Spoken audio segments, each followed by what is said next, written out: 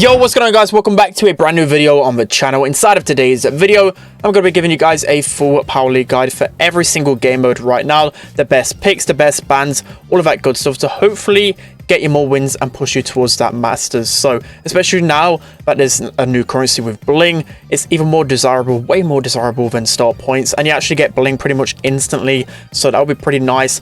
And of course, everyone will be wanting to play Power League now. So hopefully I can help you guys out with this guide. So before we jump into it, then make sure you're using a credit code in the shop. That'd be greatly appreciated.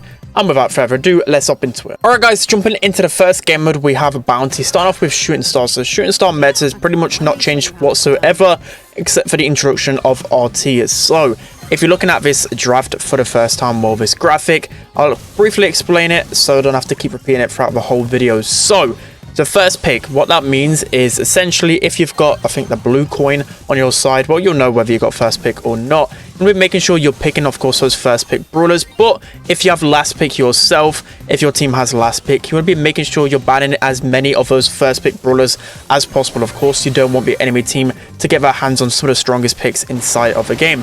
And then vice versa as well. If you have the first pick yourself, we're making sure you're banning a lot of the sixth pick brawlers, just because a lot of these brawlers are going to be really good at the end of draft and will be able to just hard carry if you don't have enough answers to that brawler. You know, for example, on Shooting Star, like we have right here, we have Fang, for example. If you don't have a type of brawler that can at least, you know, knock him back or get away, he's just going to 1v3 you on this map in particular. So as I mentioned, Shooting Star hasn't really changed too much. The same type of brawlers are really good. It's really up to you how you kind of draft and how you respond to the enemy team. But as I said, just make sure you're being careful of those last picks, especially like Gray, Fang. One thing to note as well, Mandy just isn't as strong on bounty and knockout anymore. Just don't see Mandy whatsoever anymore. So the same old Piper Nanny is still incredibly strong here. Next up, we have Layer Cake. So Layer Cake is a pretty straightforward map. To be honest, not a lot of things have really changed since the last time, but typical first good picks are Gene, Tick, and RT as CVs. Banned out a lot in competitive if the opponent has first pick. You see it a lot of the times the opponents will ban Gene, Tick, and RT. The main reason being Gene, of course, just really good everywhere when it comes down to bouncy and knockout in particular. He's just going to be very good at scouting grass here. Tick is just pretty solid against everything, and one of the few brawlers which are actually decent against aggro picks only on knockout and bounty because, of course, of his gadget and his super. And then RT is just pretty much good against everything. Good against long range, can counter long range easily with his gadget.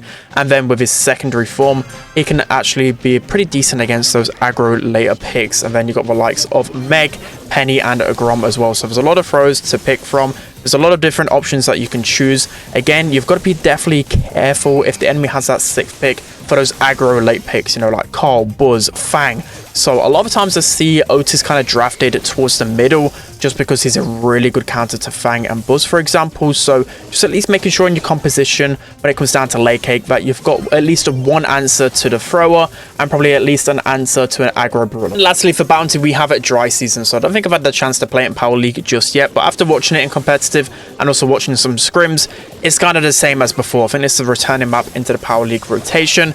It's a really passive map. You don't actually get a lot of action on Dry Season, so this is where the sharpshooters come into play most of the time. But as stereotypically in bounty, still got to be careful of those aggro picks late on. So in terms of first pick sales, so Bell is really strong in particular on Dry Season just because of those traps. A lot of times the traps can just get insane value, and especially if you've got the lead, which is very important in Dry Season, fighting for the blue star will often mean you're going to win the game. For example, you get that blue star, you can just camp behind those walls with a thrower and like a chip brawler, and it's going to be really hard for the opponents to actually do anything against you. So of course, Tick's going to be really good. Grom, Sprout, any good throw you can get on your hands, it's going to be amazing. And I've even seen Barley work a lot here because typically there's normally like free bans in the fact that like all of those free good throwers are banned, like Tick, Grom, and Sprout. So you can always go with Barley because Barley's a good counter also to a lot of the meta brawlers here, like Penny, like Ruffs, and also just any long range brawler. He's pretty good because he can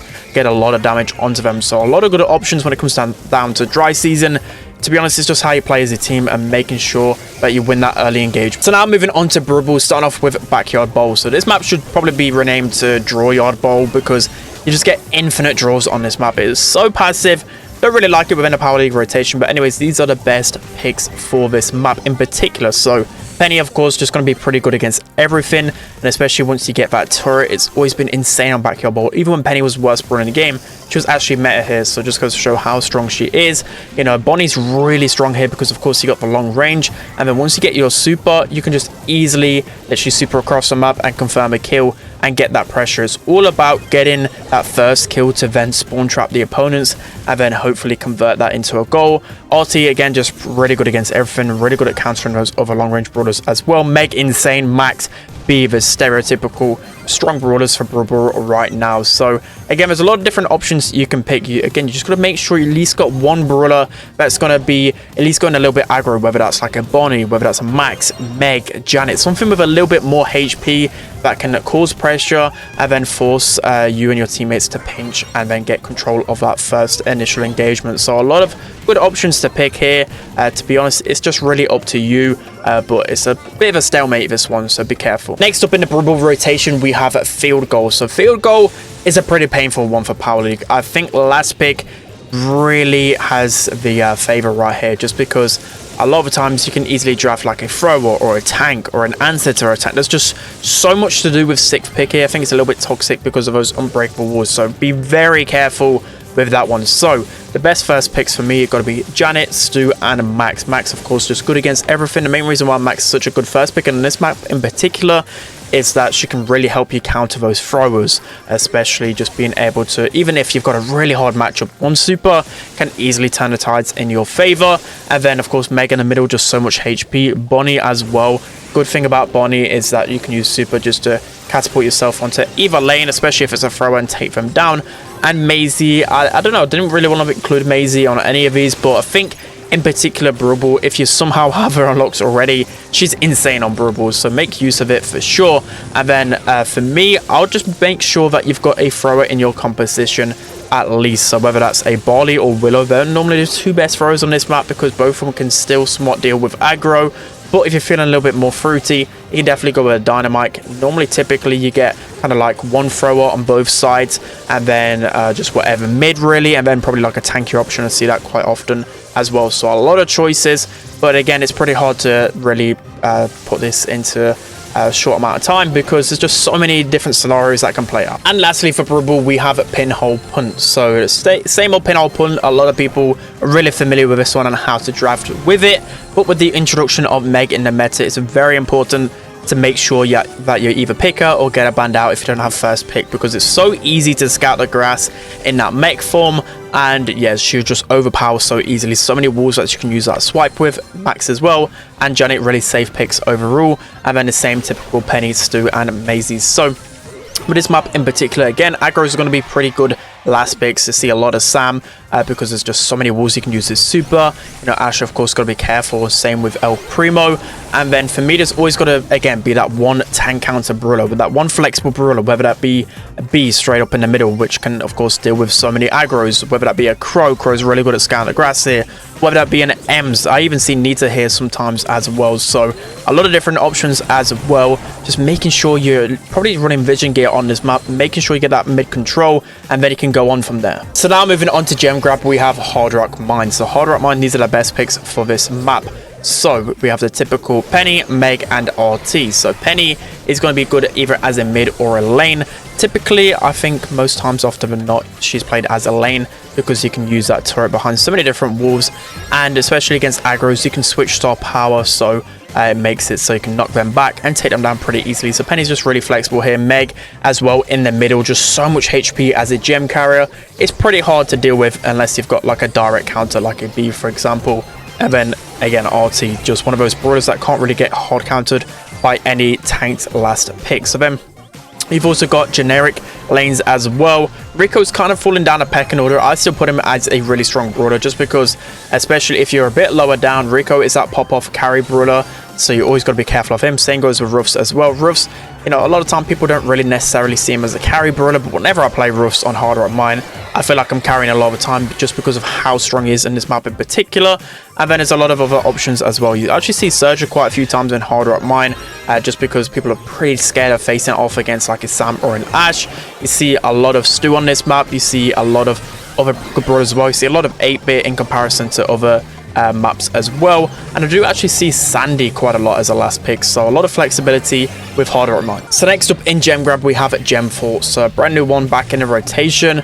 And Gem Fort is a pretty toxic one. I don't know where to stand with this map, but I think with the brand new meta, it actually is pretty hard to play this one and get consistent wins. So the best first picks have to be Janet, Meg, and Max. So again, Janet's going to be really good, just good against everything. That gadget's going to be a lifesaver, making sure that there's no opponents sneaking in the grass. And of course, you can just put it in the middle as well, and it's pretty hard for the opponents to actually destroy that turret. Meg as well, just good against everything, really good in the mid, can be used as a lane as well. That mech's going to allow her to scout the grass really easily. And then Max is just good with everything, so that's why I always recommend going Max as a first pick. Amber as well. Amber's been really good in the meta, or a lot better in the meta since the mythic gear, but in particular on a map like Gem Fort, I see her picks a lot in competitive, because of course you can just throw that super in the middle, and of course the literally opponents have to walk through there, such a small little gap, and they're going to have to of course take that super damage. And then she can burn the grass down the sides as well, so she's a fantastic option. And there's a lot of other choices as well, just for typical Gem Grab brawlers. I did put a few sneaky ones in there like Pam and Shelly, which are pretty underrated, but in general, it's the same type of brawlers. And lastly, for Gem Grab, we have Crystal Arcade. So Crystal Arcade's always been a bit of a funny one, because more often than not, actually depends on how good your mid pinches with you down the lane. Whoever pinches the best on this map typically wins the entire game. So again, typical brawlers like Janet, just so good at scouting the grass with that gadget. B, just really good at shutting down everything. There's just, the lanes are so easy to pop off with, well, with your mid, if you get what I mean. So a brawler like B, which can just dominate, of course going to be one of the best brawlers here. And then Penny as well, you can put that turret in a safe spot. It's just good against everything. And then your generic other first pick brawlers. So again, Otis is picked quite a lot here, because people are always worried against tanks, but still Otis can still be pretty good against everything, because he's got decent range, and just overall he's a solid option with good HP in the grass. And then Amber can be pretty good at locking down lanes, especially with that brand new mythic gear. Ruffs as well, pretty good, especially once you break open the lanes. He's just really good overall in Gem Grab meta. And then more often than not, you actually see again that lane. I've already mentioned Otis, but you always see like maybe like a Spike that can help shut down those tanks, or a Crow, or even a Nita I've seen quite a few times, or even an Ems. So making sure you've got that hybrid in there, but at least one brawler that can at least get a little bit of aggression. So now moving on to Heist. So for the life of me, I couldn't get gameplay on the other two maps, but we have Hot Potato here. So with Hot Potato, first pick, I think it's pretty evident the three best brawlers on this map, with Ems, Ruffs, and Rico. So Ems is just a fantastic option on this map, can shut down tanks with the speed gear as well. She gets so much pressure, her super will just cover so much area in the middle. It's just so toxic to deal with. And then you have Ruffs, of course, breaking open the lanes, and just, you know, Ruff's always been solid on Hot Potato. Same with Rico as well. Even though Rico's not that meta, he's just gonna be able to shut down lanes and mids so easy on this map. And then in terms of other picks as well, Ball is a fantastic first pick option, because he can get a lot of damage on the save. He's got two good gadgets depending on the matchup. Of course, he can still have an okay matchup sometimes against some tanks. And then, you know, I've seen Cole drafted quite early before, and also collect down the middle. So how this draft normally goes is it's kind of up to you whether you want to pick the mid first or the lane first. So normally I don't really bother too much, because I know Ems and Colette are both really good mids, or even Rico. There's a lot of flexibility in the middle, so normally I want to lock down a good kind of hybrid brawler as such down the lanes, whether that be like a Rico, whether that be like a Barley, whether it be like, I don't know, like a Stu or a Penny. So a lot of good options there.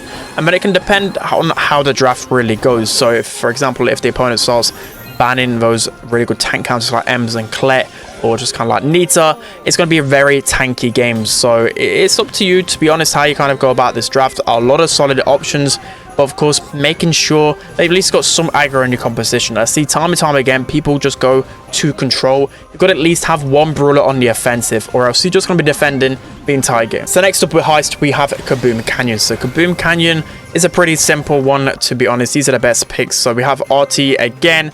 RT, just because he's a long range brawler, he can easily pair with anyone and just get really easy damage onto the opponent. So that's why I really love RT in this meta. Of course, Penny as well. The splash, being able to just counter people in the grass, and that turret, especially with a brand new, I think it's epic gear, I can't remember, the new pet gear, is going to allow it to just get even more damage onto the opponents. And then B, just being able to 1v3 on this map. The more open the map, the more B can pop off. So another fantastic brawler, which I've not seen in competitive too much, but of course going to be insane on Kaboom Canyon anyway. Amber, brand new mythic gear, she's going to be really good on a lot of heist maps and hot zone maps, so that's going to be the biggest kind of uprise in the meta. You know, Colette's always good because you can get consistent damage with her super.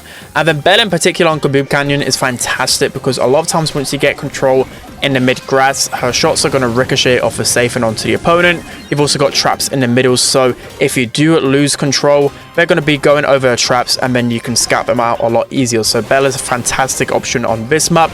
And then you've got a lot of other solid options. You've got a Brock, which you can use to break open the mid wall. And then of course Brock and Heist, you're going to get a lot of insane damage. You've got Max, who can counter a lot of the other sharpshooters here. You've got Crow, who can scout the grass easier. So there's a lot of options, but as always with Heist, making sure that you've got at least a couple of really good damage dealers. And lastly for Heist, we have safe zones. So this map I haven't actually played since the brand new meta. We've got an idea that it's going to be pretty toxic, so just judging off competitive, these are all the best picks for sure. So in terms of best first picks, we have Max, Penny and Eve. Eve has always been fantastic on the safe zone, but I think even more so now with Amber.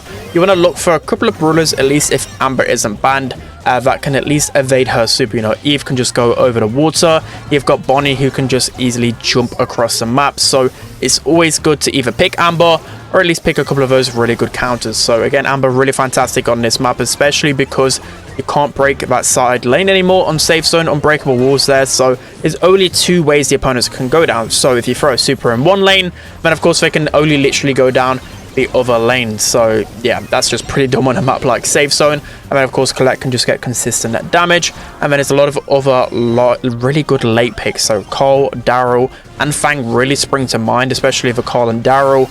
If the opponents don't have at least one somewhat kind of good brawler that can pinch, you know, for example like an Eve or a Colette, it's going to be pretty hard for you to deal with those aggro brawlers. So a lot of good options when it comes down to the safe zone. It's a little bit hard this map, a little bit tricky in this meta, but you should be able to get the grasps of it with some really good first picks. So now we're moving on to hot zone, starting off with Ring of Fire. So the Ring of Fire meta hasn't really changed too much because Meg has always been strong in hot zones. So of course she's going to be one of the best first picks as well. Starting off in a mech, it makes it so even if you keep sacrificing yourself over and over again to get zone percentage, you're not going to get punished for it because you're just going to spawn straight into that 6k mech. So it's actually a big problem in hot zones, so making sure that you've either picking her or making like banning her if you don't get that first pick. Lou of course in Ring of Fire has always been insane, and Max is just really good at gaining back control pretty quickly. And then you've got the typical other brawlers. You know, B can easily shut down a lot of really strong brawlers on this map. You know, if you're looking to counter a lot of the meta brawlers, B is a fantastic option on Ring of Fire in particular because she can counter Lou, she can counter Meg, she can counter Amber. So those three brawlers out of the top 6 that B just destroys. And of course Crow's really good at gaining control on this map. And in terms of 6th pick, I don't think 6th pick is that much of a problem in Ring of Fire. The way you want to set up in Ring of Fire is by putting 2 people in the middle, of course one certain mid, and then one kind of like right side mid, making sure no one's sneaking down the right. But normally people don't go down the right, but of course on the left hand side, you'll be making sure no one is pushing down that side. Normally there's someone pushing down that left hand side, so you kind of have that left side defensive brawler, whether that be, you know, quite a few brawlers to be honest, you know, like a Stu or a Janet or something like that. So a lot of good options on Ring of Fire. It's really down to how your teamwork is. Next up we have Parallel Play. So this is actually one of the hardest hot zone maps to play with randoms with because it takes a lot of teamwork and a lot of knowledge on when to push up, when to spawn trap, and when to go for each zone, etc, etc. So in terms of first picks then, I think RT is clearly the best first pick brawler on this map. Main reason being is because he can kind of patrol around the middle, get the pinches, and then especially whether you want to defend or go on the offensive, he's fantastic in split form because of course he's like Jackie. You can shoot around those unbreakable walls, get the opponents away from your left zone, or vice versa, get the opponents and capture that right hand zone. So typically how you play parallel plays, you have one brawler scouting the grass down the left, you've got someone in the middle, then you've got that aggro brawler down the right. So there's a lot of different aggro options. To be fair, it's kind of up to you and dependent on what your teammates pick in the draft, but you know, good options like Carl, Ash, Buzz, Sam. I've even seen Mortis before. There's a lot of other options you can pick down the right hand side, but making sure that they have quite a little bit of HP, so of course it's hard for the opponents to pinch you out. And then down the middle, it's kind of up to you. You can use a Meg, you can use a Crow, whether you want to put him in the defensive lane. You can use a Stu in the middle. Amber's really toxic on this map. Penny's pretty toxic right here as well. You know, Max is a fantastic brawler to turn some really defensive actions into offensive with a super. And then Janet can be pretty good to scout that left-hand grass. You know, Spike is just good everywhere, especially down the mid or the left. There's a lot of different options you can pick. So one good tip as well before we go on to the next map is with parallel plays, you know, of course, making sure that you're pinching the opponents away from your left zone. But when you know for sure there's no one in that left grass and there's no one coming from the middle, you can then start a spawn trap. It's not necessarily important to get your left hand zone straight away. I would actually make sure that you're getting like a spawn trap going, trying to get as much percentage on that right hand zone as you can. So if you get a team wipe, if you get a couple of kills down, push forward as a team, you can always capture that left hand zone at the end of a game. Lastly, for hot zone, we have splits. So in terms of first picks then, more often than not in competitive, Stu, Gray and Ruffs are the best first options. So Stu is insane here, just so good at getting the super and then breaking through those walls with of course breakthrough, and just overall he's a really hard kill on this map. Gray is fantastic on this map. Main reason being is because not only can you just use a super to go over the walls, you can use gadgets to break open the walls. Your super can also help you counter some really annoying throwers on this map. So that's why Gray is always a good option. He's just going to be able to cycle through supers really easily. And then it's always up to you who you have on a defensive lane, whether that be a solo Rico, solo Ruffs, or just something that has some really strong defensive presence, like Otis, for example, whether that be like a Griff, Spike, something that's going to be able to hold his own on the right. So more often than not, you only send like one down the... Actually, no, it's kind of up to you. But more often than not, it is like probably like two brawlers down the right and then one down the left. And then once you get that right hand zone, you can either pinch from the top or go down the left, depending on whether you've got a wall break or not. But what I'm trying to say is just making sure you've got that right hand zone to begin with. You always want to be defending that one first and then seeing whether you can push on that left hand lane. So a lot of good options on this map. So now moving on to the final game mode, we have a knockout. So I think this is probably the game mode that hasn't changed. Well, there's changed the least out of every single one. But anyways, best first picks and last picks. And so with knockout, I think the meta's changed a little bit in first picks. People are drafting quite often Jean, RT or Tick as a first pick because they're just solid against everything. Again, I don't need to explain it over and over again. Jean's just really good at scanning the grass and just good in knockout in general. RT as well, good against aggros, good against snipers, just really hard to counter in a draft format. And then Tick, but it's up to you what thrower you pick. You can pick Tick, Sprout or Grom, just making sure you've probably got one thrower on your team at least. So other good options as well. When it comes down to knockout, I always like to pick Gus because more often than not, the opponents really underestimate Gus. He's got really good slaying power, and of course his shield can really help you get some really important kills in a game mode like knockout. And then with last pick, there's actually quite a few picks that are often overlooked in the fact that, you know, Fang can be a really solid option because more often than not, people like to go to sharpshooters here. We've also got Cole, and Daryl is a fantastic one. If you're a good Daryl, that shield can really help you get some important kills once the gas starts closing in. Same goes with Bonnie as well. That super is going to allow you to get some quick, easy kills, especially if someone's out of position and if they're quite squishy. Bonnie can just help turn a 3v3 into a 3v2 right in your favor so quickly. And then some other brawlers as well. You know, Rico's good at scouting the lanes. You know, Eve's always good because not only is she just able to, of course, go over the water, but, you know, against those aggro brawlers like Daryl, Bonnie, and Cole, and Fang, for example, you can just use your gadget and get to safety a little bit easier. There's other options as well. It just depends on how the draft goes. Next up, we have out in the open. So out in the open's changed a little bit in the fact that people are starting to use throwers a lot more here in competitive. So again, the same three throwers that are pretty strong. You got to get your hands on at least one of them, whether that be Tick, Sprout, or Grom. I think in that order is probably the best. Like Tick's probably the best, and then Sprout, but then Grom. But you can just win with all three of them. It really depends on how good you are with that certain brawler. So in terms of the best picks, you know, Eve is going to be really strong, especially with that brand new mythic gear. She's good because you don't need a wall breaker to, of course, break open that middle, you can just go down that left-hand side, and she's just really good defensively, especially against aggro brawlers as well. That gadget is so underrated in Knockout. And then Brock, of course, being able to break open that midsection, and just his shots are really easy to hit on this map because there's not really a lot of places the enemies can go here. And then Gus, again, just really solid Knockout brawlers. So again, Knockout, you've always got to be careful of those last picks in the fact that like Fang or any assassin can be drafted, because there's a lot of stereotypical, you know, squishy brawlers or brawlers that are really bad against aggro and Knockout. So making sure, again, your draft is pretty bulletproof in that way. You also have RT, which is just so solid and out in the open because his shots are going to be able to scout the grass really easily, and just the pressure you get marking someone in Knockout is insane. Jean, his main attack, can just scout the grass so easily. Janet's a really good pressure brawler, and of course, if you're facing off against a Jean as well, you've got that gadget to defend yourself right there, and then a lot of other solid options as well. So one thing to note again is that Mandy's only really drafted maybe at the end of it, when you know you haven't got any hard counters to her, so she's really fallen off in this meta. Okay, so moving on to the final map, we have Flaring Phoenix. So I think a brand new one back in the rotation right here, and these are the best picks. So as always in Knockout, RT is going to be so incredibly strong, just really good against everything, and especially in that mid battle, he should more often than not win it because he can counter those other long range brawlers. Meg's insane on Flaring Phoenix because she's got so much HP.